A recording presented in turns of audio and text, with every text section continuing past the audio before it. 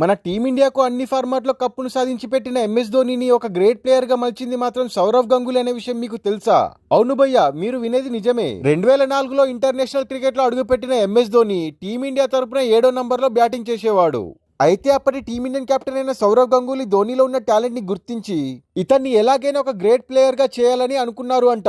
Cut చేస్తే వైజాగ్ లో పాకిస్తాన్ తో జరిగే మ్యాచ్ లో టాస్ కి వెళ్లిన సౌరవ్ గంగూలీ బ్యాటింగ్ ఎంచుకొని డ్రెస్సింగ్ రూమ్ సైడ్ వస్తుండగా ఇలా ఆలోచించారు అంట భయ్య. ఏదైతే అవుద్దిలే, ధోనిని ఫస్ట్ డౌన్ లో బ్యాటింగ్ కి పంపుదామని నిర్ణయించుకున్నారు అంట. అలా నిర్ణయించుకున్న సౌరవ్ గంగూలీ గ్రౌండ్ నుండి వస్తూ డైరెక్ట్ గా ధోని వద్దకు వెళ్లి నువ్వు ఫస్ట్ డౌన్ లో బ్యాటింగ్ కు వెళ్ళు అని చెప్పారు అంట.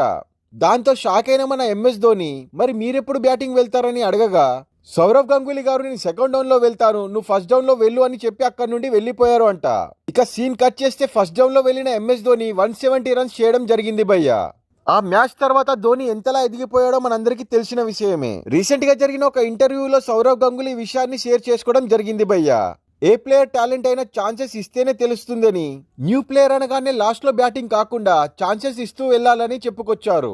సో ఫ్రెండ్స్, మీరు కనుక దాదా సౌరవ్ గంగూలీ ఫ్యాన్ అయ్యి ఉంటే మన వీడియోని లైక్ చేయండి, లేదా మన తల ఎంఎస్ ధోని ఫ్యాన్ అయ్యి ఉంటే మన ఛానల్ ని సబ్స్క్రైబ్ చేయండి.